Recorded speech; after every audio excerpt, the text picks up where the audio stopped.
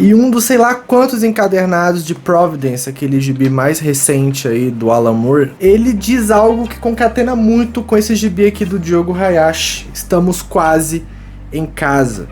Em dado momento, num dos diários do personagem principal de Providence, o autor, não sei se é o Alan Moore, né, o personagem principal, ele escreve sobre a criação do mito, sobre a criação das lendas e do folclore. Quando os primeiros colonos ingleses chegaram em solo estadunidense, podemos dizer assim, eles trouxeram junto com eles várias crenças, vários cultos, várias figuras folclóricas, mitológicas, tenebrosas ou não, para território novo. Antes, quem vivia naquela região eram os indígenas que tinham suas criaturas próprias, tinham seus mitos próprios. E quando os ingleses trazem algo totalmente desconhecido para um povo que não conhece, causa o terror, causa as criaturas inimagináveis, indescritíveis. E algo muito parecido acontece aqui nesse gibi, que é basicamente os personagens do folclore japonês em solo brasileiro, mais especificamente em São Paulo. Então, esse gibi do Hayashi brinca muito com essa situação do terror, de situações um tanto quanto estranhas acontecendo com criaturas que é muito diferente do imaginário brasileiro. É uma baita obra. A Ugra publicou em conjunto com editais que o autor venceu e coisa do tipo, e saiu um gibi desse tamanhozinho, gostosinho, convidativo, com um traço lindo, lindo. O desenho do Hayashi é incrível. Essa história aqui mesmo da garça é maravilhosa, maravilhosa. E algo que é muito recorrente é que até o título, acho que tem essa brincadeira, estamos quase em casa, porque querendo ou não, entra dentro da mística do folclore japonês. Principalmente as histórias se passam ali, em algumas coisas na Liberdade, dá pra você ver algumas ruas, aqueles ar-condicionados que ficam invadindo o espaço urbano, sabe? Quando você vai naquelas ruas que tem vários restaurantes bem apertadinhos, com um monte de fio, ar-condicionado, fumaça e tudo mais, você traz aquela sensação de estar andando pelas ruas de São Paulo, principalmente quem já foi pelo bairro da Liberdade e vai para aquelas ruas que não é bem tradicional, não é bem o centro, e você vai descobrindo muitas coisas interessantes ali. É basicamente esses gibis, são descobertas extremamente interessantes em pessoas comuns vivendo suas vidas em São Paulo, em perímetro urbano, com a convivência de criaturas folclóricas, com criaturas mitológicas japonesas. Claro, dentro da história folclórica do Brasil, a gente tem as criaturas próprias, sei lá, o boitatá, o curupira, o saci, ou seja lá o que for, que está dentro da estrutura folclórica brasileira. Só que a gente, como brasileiro, a gente não tem contato até então, não é algo natural brasileiro, um capa ou a garça dentro dessa interpretação que tem na história aqui do Hayashi, que é uma criatura que tira suas penas para fazer uma vestimenta, coisa do tipo, ou uma criatura gato, sabe? Então tem vários yokais japoneses que o brasileiro, né, que a cultura mitológica brasileira não tem conhecimento. Então são situações estranhas, são sensações que não dá pra descrever. A primeira história mesmo do capa rola uma parada que tem um menino bastante encapetado, arteiro pra caramba, que fica fazendo um inferno na vida do pessoal, e chega uma mulher com uma tartaruguinha falando que é o avô dela, ou algo do tipo. E aí rola uma parada que a tartaruga tem o mesmo nome do menino, e rola uma parada que tipo, a alma que tá ali dentro daquela tartaruga entra no menino e o menino se transforma num monstro, no melhor estilo Lovecraftiano, assim, indescritível. Você não consegue colocar em palavras a forma daquela criatura, porque ela é muito grotesca. Por isso eu faço o link com o que o Alan Moore, dentro do Providence, coloca, né? Quando uma criatura, o medo é trazido por outras culturas, por outras pessoas que se adentram naquele território, assim como os indígenas brasileiros aqui, antes da chegada dos portugueses, tinham seus medos, tinham seus cultos, tinham suas crenças em seres. E os portugueses já tinham também a mesma coisa com outros seres. E quando entra aqui, de certa forma, aquelas criaturas, aqueles seres entram em território brasileiro e se adentram e se adequam nessa sociedade. Tem um episódio do Deuses Americanos que tem uma parada assim, o navio negreiro tá vindo, e dentro do navio negreiro tem a aranha, né, que é uma Nancy, e chega em solo estadunidense, e aí entra dentro da cosmogonia, dentro da estrutura mitológica, folclórica, do mito, dentro do solo americano, que é algo estrangeiro, é algo de fora, é algo que não tem explicação dada por aqueles que estão lá dentro. sabe? Então tem muito disso nesse quadrinho. A única história desse gibi que pode-se dizer que é não muito japonesa é justamente a história da casa, né? O que ele coloca aqui, um achado. Que vai um agente imobiliário mostrar a casa para um casal e a mulher começa a ver cenas do que aconteceu naquele apartamento, tipo assassinatos, mortes e coisa do tipo. É a única de todas as histórias aqui que não tá dentro desse corpo japonês. Talvez tenha uma história japonesa que trate desses assuntos, eu desconheço, mas lendo assim por fora, cru, foi a única que eu vi que saiu mais assim do escopo japonês e caiu mais no sentido urbano.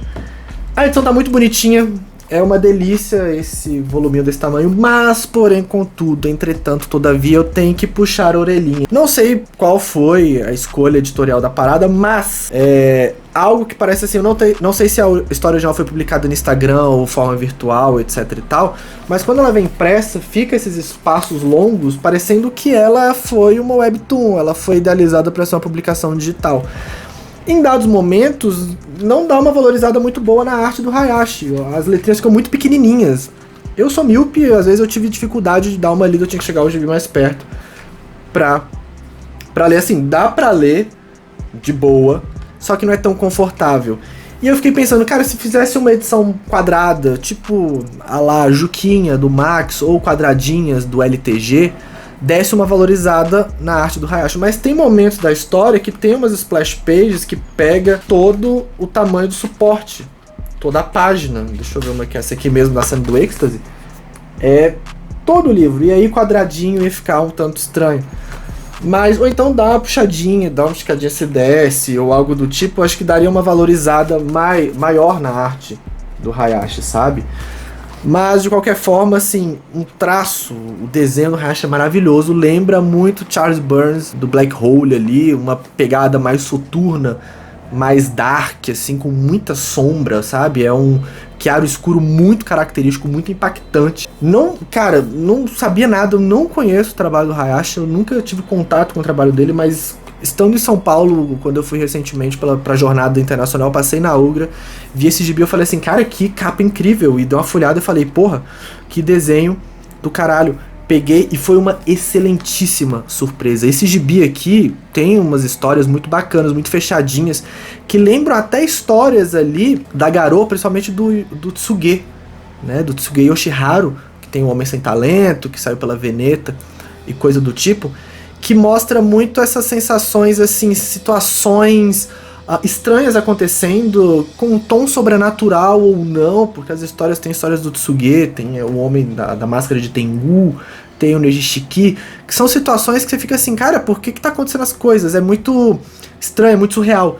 E aqui acontece também, situações que você fica assim, cara, por que tá acontecendo? Ou então personagens que seguem a vida normal, tipo, a filha de uma menina na última história, ela vira um gato, basicamente, um monstrengo, assim, um monstro gato, e a mãe acha que ela tá sob efeito de drogas, ela tá estranha, e dá a mãe dá um murro na cara da menina e foda-se, sabe? Fala assim, talvez você melhore dessa forma. Aí a menina foge e é isso, sabe? Ou então, o filho da menina, no começo da história da tartaruga, né, do Kappa, vira um monstrengo, e a mãe olha assim e fala assim, caraca, você tá tão feinho, e a história acaba, sabe? Essas situações que, tipo, teu filho virou um monstro, velho, e tu tá, tipo assim, porra, tu tá feio, sabe? Essas situações ilógicas, e tem muito, assim, na obra do Tsuge.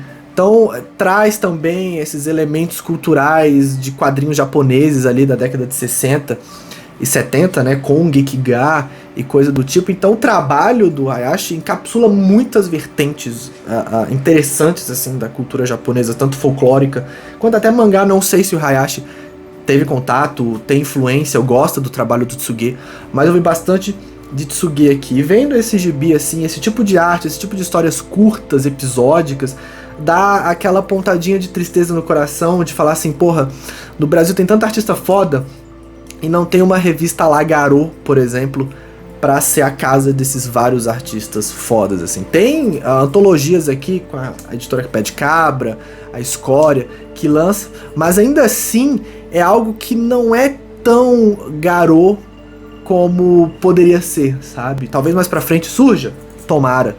E se surgir, o Hayashi é um dos nomes que deveriam estar nessas antologias, porque assim, o trabalho do cara é bom, a narrativa dele é excelente, concatena muito bem numa limitação de páginas. São histórias que às vezes tem 5, 6 páginas e faz uma história de início, meio e fim, com ponto de virada, com momentos de tensão e com conclusões estranhas, conclusões que você fica assim, meu, podia ter mais coisa. E fecha muito bem. É uma sensação de incompletude mais completa. Você tem um final da história ali, mas você fica naquela ânsia de querer mais, ou situações que terminam de forma abrupta e finais nem um pouco felizes, assim. São poucas as histórias aqui, acho que quase nenhuma que tem um final feliz ou um final ok. Talvez a da menina da planta, aquele que eu mostrei, né, que ela tem um momento de êxtase, que é algo que não acontece muita coisa escrota com os personagens envolvidos. De resto, é só porrada, mano. E assim, recomendo demais. Vou deixar o link aqui da Ugra pra vocês irem atrás, ó.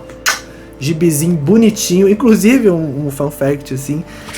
Ontem, eu tava, né, quando eu tô gravando esse vídeo, né, no dia anterior a ele, eu fui pra um banco e levei o gibi. No elevador, uma mulher olhou e falou assim, nossa, que bonito. Aí eu falei, você gosta de quadrinho? Ela, um pouco. E ela tirou foto da capa e falou que ia procurar. Eu falei, caralho, que foda, porque essa capa aqui é linda. Esse livrinho, esse formato de livrinho, pra mim é o formato perfeito. Tudo devia sair assim. Esquece as capas duras, esquece esse livro de tamanho de porta. Foda-se, tem que ser algo fácil, prático de ler, prático de você ler no metrô, prático de você ler num ônibus. Estilo Estancou Bons que sai no Japão, por exemplo, que é algo convidativo, abertura boa, você consegue ler com uma mão. Ó, passar de página com uma mão, você consegue ler de boaça, segurando. No momento fala, caraca, foda, e tal. Porra, é isso. Mas a minha única crítica, assim, acerca da edição é justamente quando vem essas páginas com muitos quadros. Por exemplo, esse aqui que tem uma quantidade boa de quadros, não fica tão confortável de ler pra quem tem um probleminha de visão, por exemplo. Dava pra ter dado, ou deixado mais quadrado, ou dado uma esticadinha a mais. Não sei se ia estragar a arte do Hayashi, se foi pensado pra ser pequenininho assim. Mas é algo que eu recomendo. Estamos quase em casa, ó. Baita obra. Aproveita que é Halloween, é época aí de Dia das Bruxas e coisa do tipo, e pega essas histórias de terror urbana com uma roupagem folclórica japonesa. Estamos quase em casa. Jogo Hayashi, publicado aí pela Ugra. Baita título, hein?